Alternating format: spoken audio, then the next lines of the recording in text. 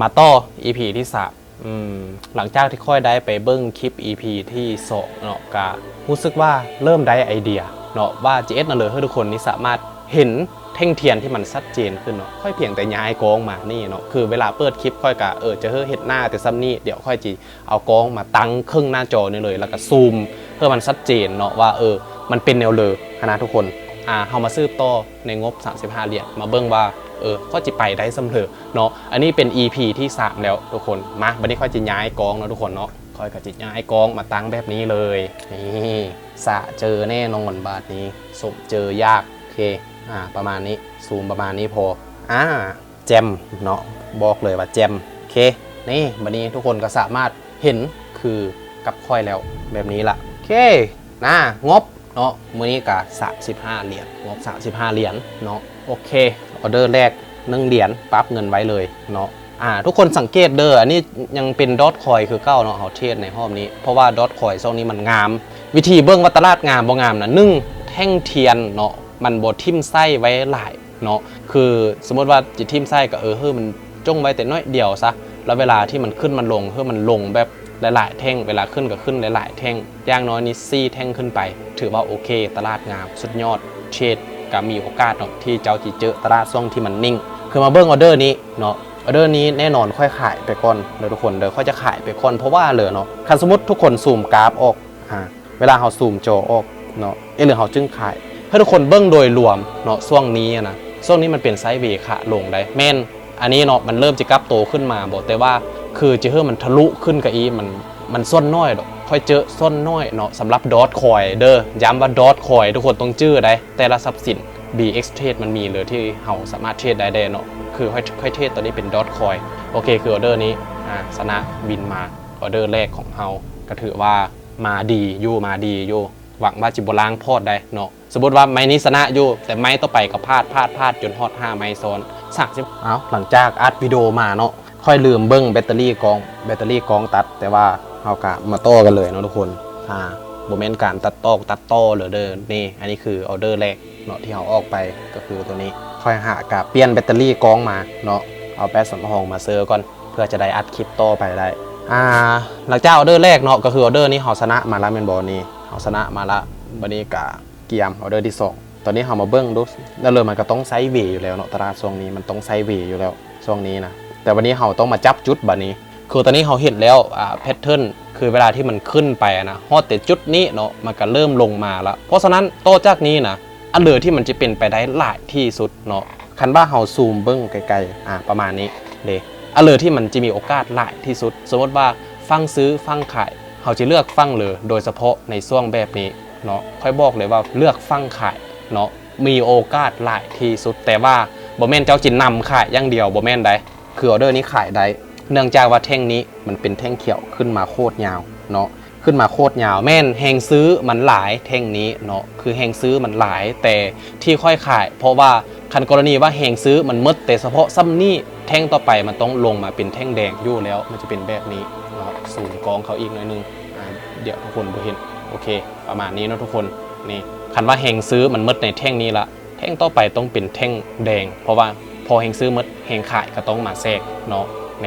ออเดอร์นี้ชนะมาอีกตอนนี้ได้กำไรอยู่ที่ 1.8 เหรียญประมาณนี้เนาะ 1.9 เหรียญ 1.8 เหรียญโอเคเกือบได้2เหรียญละชนะอีกไหมถือว่าได้ตามเป้า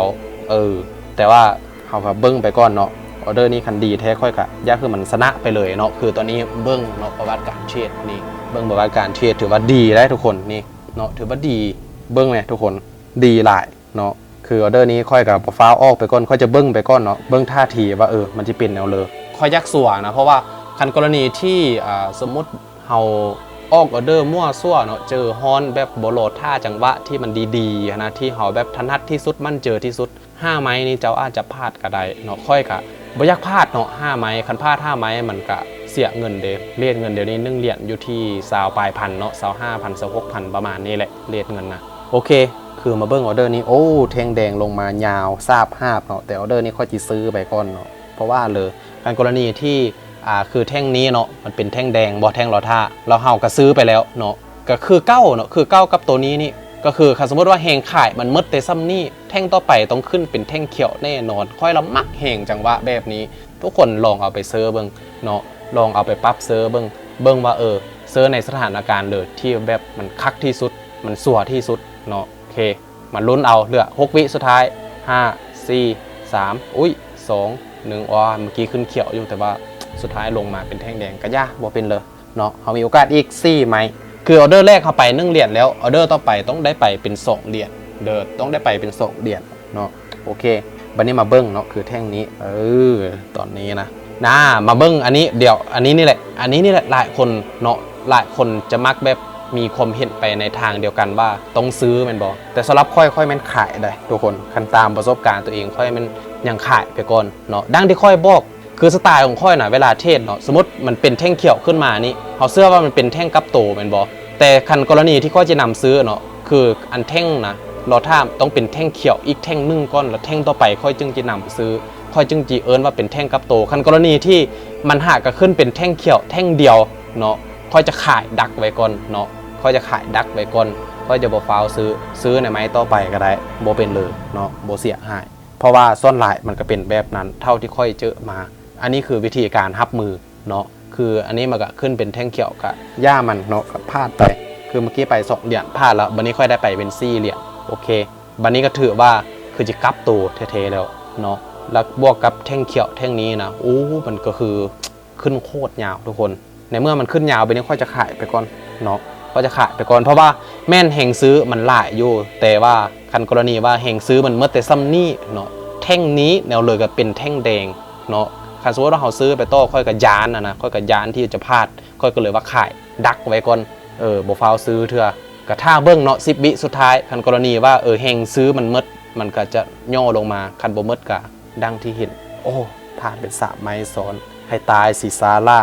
บ่มักฟิลนี้เลยอ่ะอีกแต่2 ไม้ทุกคนโอกาสค่อยอีกแต่2 ไม้ค่อยพลาดเป็นไม้ที่3ละคือมันเป็นเรื่องปกติดังที่ค่อยว่าเลยอันที่พลาด5 ไม้ซ้อนนะเพื่อก็สามารถพลาดได้เนาะเจ้าจิเก่งมาแต่เกิดมีประสบการณ์จากปีคือคนเฮามันพลาดกันได้มันขึ้นกับว่าเฮาที่พลาดตอนเลยกาท่อนั่นเนาะโอเคเบิ้งแท่งนี้โบมั่นเจอเบิ้งไปก่อนเนาะเพราะว่าเขาเหลือโอกาสแต่2 ไม้เขาโล่นะทุกคนมันจีเจอฮอนวู่วามบ่ได้เนาะคือค่อยกับบ่อยากเสียนะค่อยก็ยากคือมันมี EP ต่อไปบ่แม่นว่าสิ้นสุดแต่ EP นี้แล้วจบค่อยก็ยากคือมันมีภาคต่อไปเรื่อยๆเนาะเพราะว่าคันสมมติว่า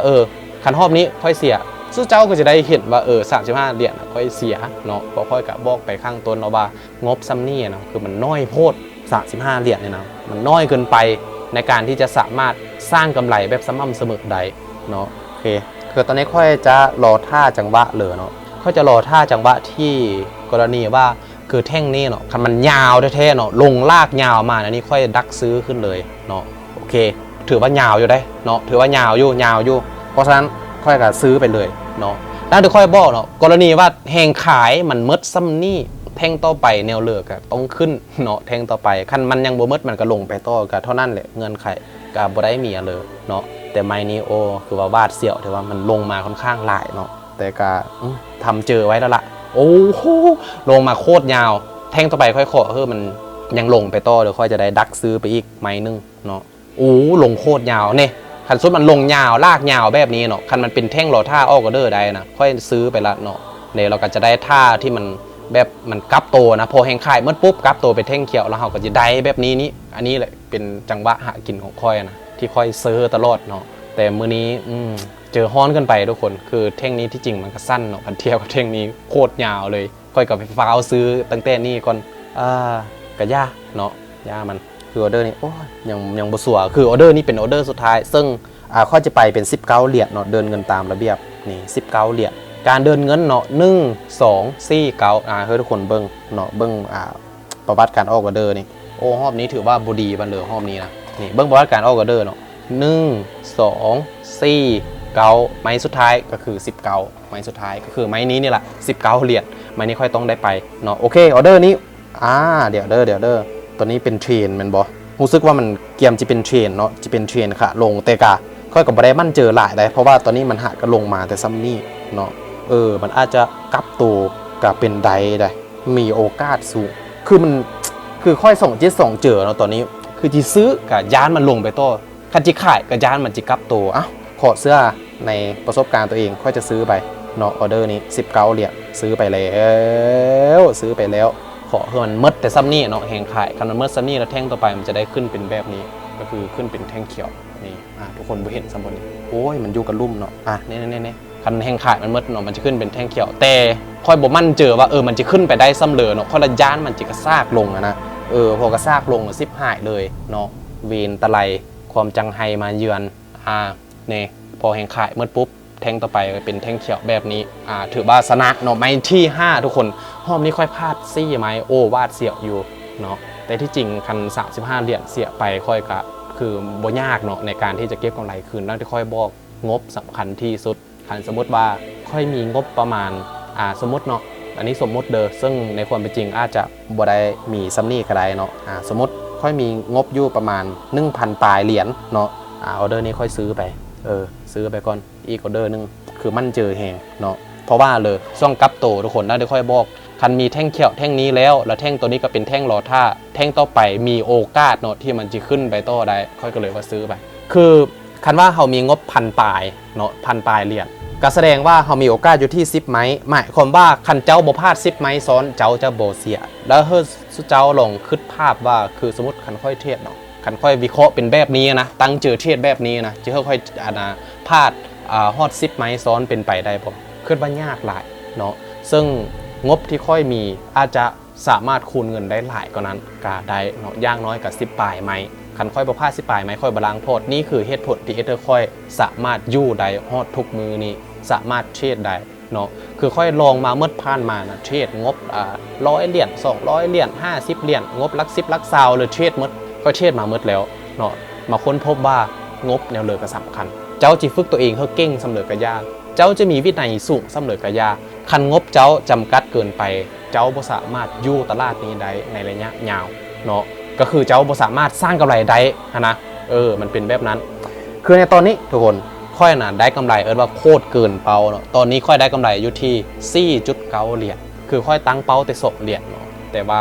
เฮากะเทรดเกินนะกะบ่เป็นเลยกะยาคลิปมันจะได้บ่สั้นเกินไปเด้เนาะทุกคนเนาะโอเคสำหรับคลิปนี้กะซ้ำนี่ทุกคนเดี๋ยวค่อยย้ายกองก่อนอันนี้แหละคือการเทรดสไตล์ของค่อยเนาะว่าแบบค่อยวิเคราะห์ตลาดแบบเลยนะค่อยแม่นอันนี้แหละจังหวะหากินของค่อยก็คือเวลาที่เจอแท่งเทียนที่มันยาวเกินไปแท้ๆเนาะเฮากะดักเพราะว่าเขาต้องวิเคราะห์คาดการประมาณแบบคันสมมติแหงซื้อหรือว่าแหงขายคันมันมืดแล้วแท่งต่อไปมันก็มีโอกาสที่จะสลับเดียวได้มันเป็นแบบนี้เวลาที่เจอแท่งยาวเกินไปเนาะคือออเดอร์ก้อนหน้าที่ค่อยพลาดคือไม้ที่ซี่นะคือค่อย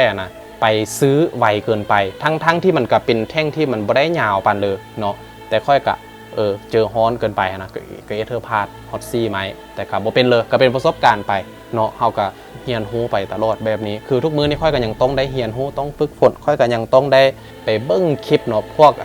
เทรดเดอร์ต่างประเทศเบิ่งเขาเทรดเขาเทรดแบบเลยวิเคราะห์แบบเลยแล้วก็อาศัยการมานั่งเบิ่งราคาการขึ้นลงพฤติกรรมของมันมันเป็นแบบเลยพฤติกรรมการขึ้นลงของราคานี้แล้วเฮาก็จื้อเอาเนาะค่อยๆจื้อไปเท่าน้อยพอเฮาจื้อเฮาก็จับจุดมันได้เฮาเคยเห็นมันเป็นแบบนี้เฮาก็ฮู้อยู่แล้วว่าต่อไปนะเฮาสิซื้อหรือว่าเฮาสิขายประสบการณ์ถือว่าสำคัญที่สุดซึ่งตัวนี้มันถ่ายทอดเท่าเดียวบ่ได้ทุกคนมันสิถ่ายทอดเท่าเดียวทั้งหมดเลยมันบ่ได้เนาะเฮาก็ไปเรียนรู้เอาเองได้ส่วนว่าเทคนิคอะไรต่างๆสุเจ้าก็เบิ่งเป็นแนวทางบ่ฟ้าวเสื้อค่อยว่ามันเวิร์กบ่เวิร์กเนาะสุเจ้าก็ไปลองพิจารณาเบิ่งในแต่ละอย่างที่ค่อยว่าแต่ละคลิปมานะโดยเฉพาะคือคลิปนี้นี่มันถูกหรือผิดว่าเรื่องงบเนาะว่ามันสำคัญคันว่างบเจ้าน้อยจะเอาเทรดบ่ได้